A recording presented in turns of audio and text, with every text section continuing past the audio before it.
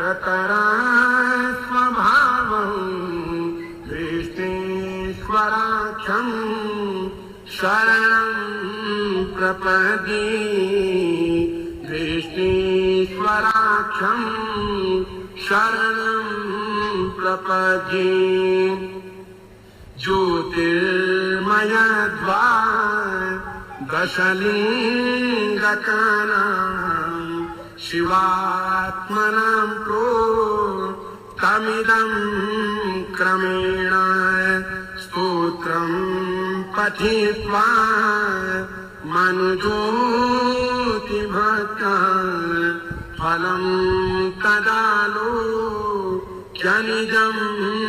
भजे च फलं